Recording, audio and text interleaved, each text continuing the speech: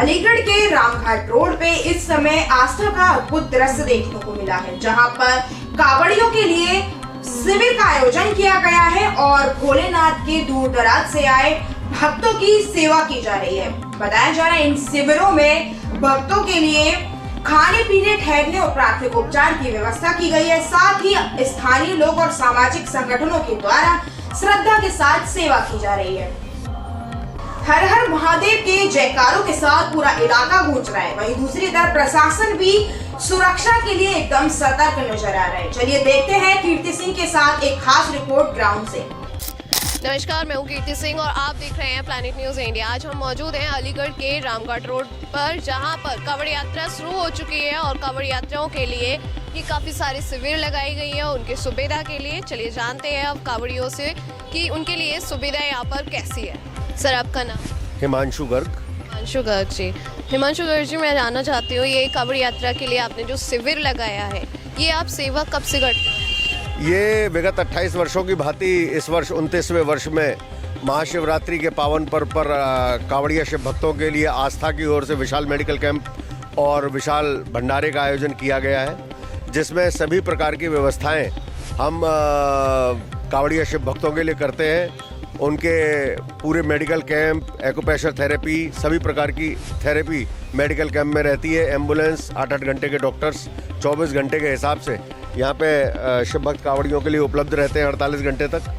और उनके मनोरंजन के लिए दोनों दिन यहाँ पे भजन संध्या का आयोजन रहता है।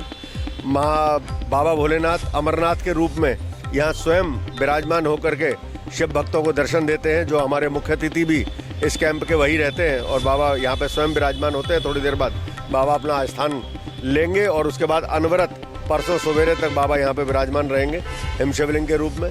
उसके साथ ही जो ये आयोजन होता है, क्योंकि जो महाशिवरात्रि का ये जो पर्व है वो माता पार्वती और भगवान भोलेनाथ के विवाह की शिवरात्रि है, तो ये शिव भक्त कांवड़िया जो है उनको हम भगवान भोलेनाथ के बारात स्वरूप मानते हुए और उनके बारातियों का स्वागत वैसे ही किया जाता है यहाँ पे, जैसे अपने परिवारों में बारातियों का स्वागत हम सब लोग करते हैं। और उनके लिए टिक्की, चाउमीन, पाव भाजी, ढोकला, पड़ाके इत्यादि इत्यादि तमाम व्यंजनों के माध्यम से उनका स्वागत, अभिनंदन करते हैं। साथ ही संपूर्ण भोजन और उनके आनंद के लिए ऑर्केस्ट्रा डीजे की यहाँ पे भजन संध्या की व्यवस्था यहाँ पे रहती है, जैसा कि मैंने बताया था।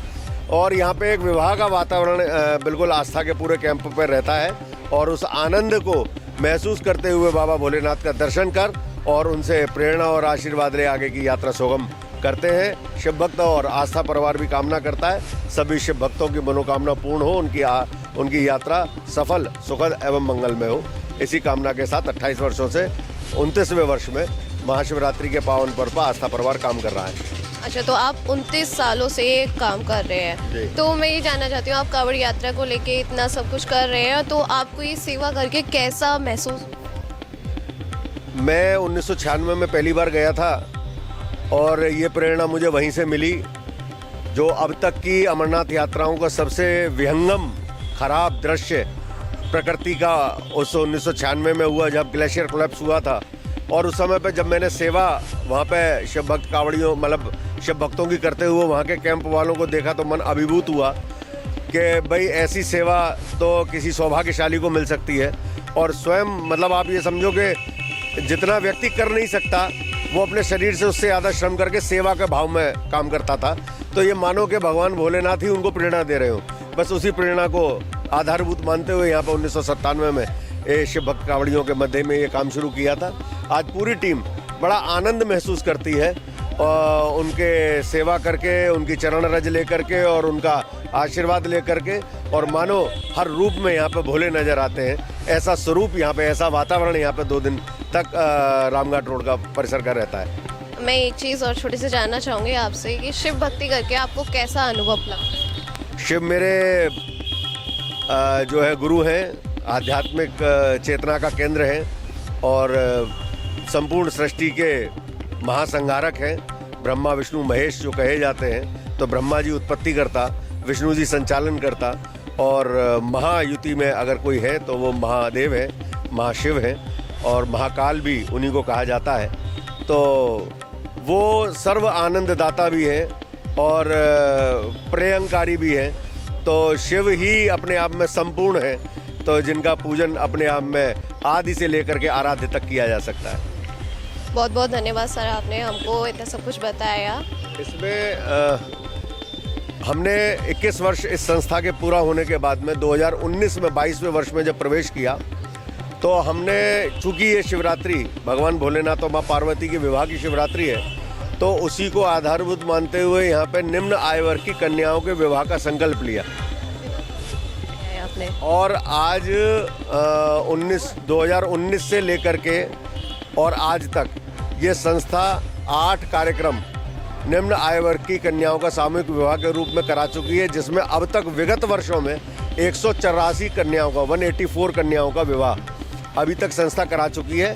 इस बार भी ये विवाह आयोजन 25 कन्याओं के विवाह के रूप में 21 तारीख को संपन्न होगा। इसी परिसर में, पराग डेयरी के परिसर में 21 कन्याओं का सामूहिक विवाह कार्यक्रम रखा है। और मुझे बताते समय बड़ा हर्ष होता है कि ये संस्था आस्था अपने आप में एकमात्र संस्था है जो उत्तर प्रदेश मुख्यमंत्री कन्या सामूहिक विवाह योजना के अंतर्गत उसका लाभ दिलवाते हुए उनके साथ मिलकर के इस कार्य को करती है। और बहुत सारे लोग इस क्षेत्र में काम करते हैं, कन्या विवाह कराते हैं, बहुत सारे संगठन हैं, व्यक्तिगत भी लोग इस सेवा को करते हैं और मैं उन सबको भी प्रणाम करता हूं। लेकिन आस्था को ये सौभाग्य प्राप्त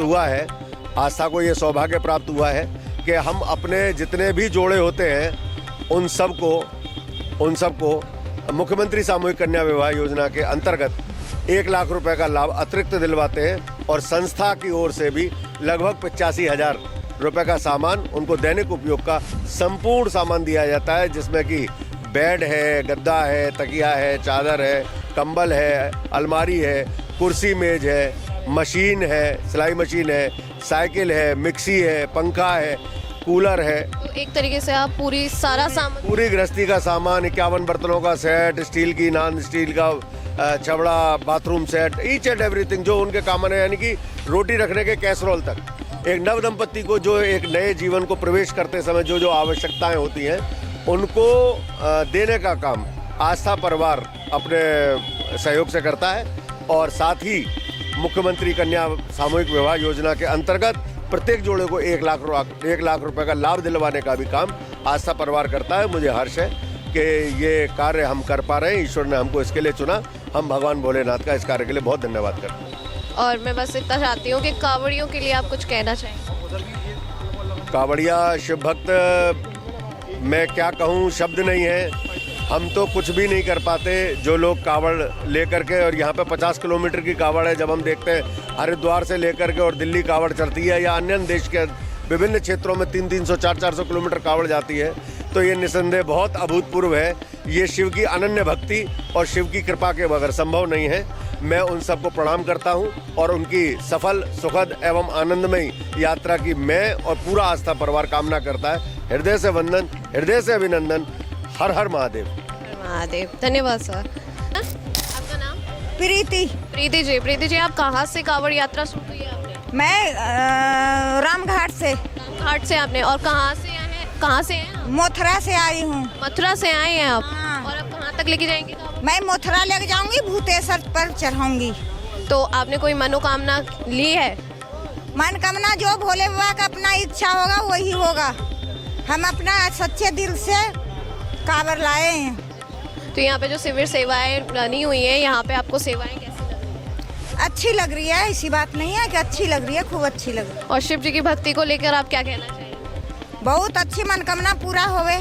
और कोई मनोकामना हमारे भी, हम बच्चे के लिए कर रहे हैं, अपने के लिए कर रहे हैं। शरीर ऐसे बनाए रखेंगे बाबे भोला, तो फिर आएंगे हम कांवड़ चढ़ाने। चलिए, बहुत बहुत धन्यवाद। आपकी कांवड़ यात्रा शुभ में रहे। भरतपुर। कहाँ से आ रहे हैं?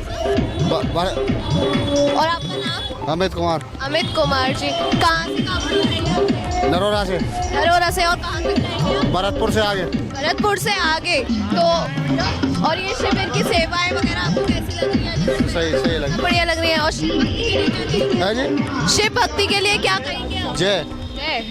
तो आपने देखा किस तरीके से आस्था परिवार यहाँ पर शिविर लगाए हुए हैं और यहाँ पर इतने सारे कांवड़ यात्राओं के लिए इतनी सारी सेवाएं उपलब्ध कराई गई है। इसी के साथ मैं कीर्ति सिंह विदा लेती हूँ। नमस्कार।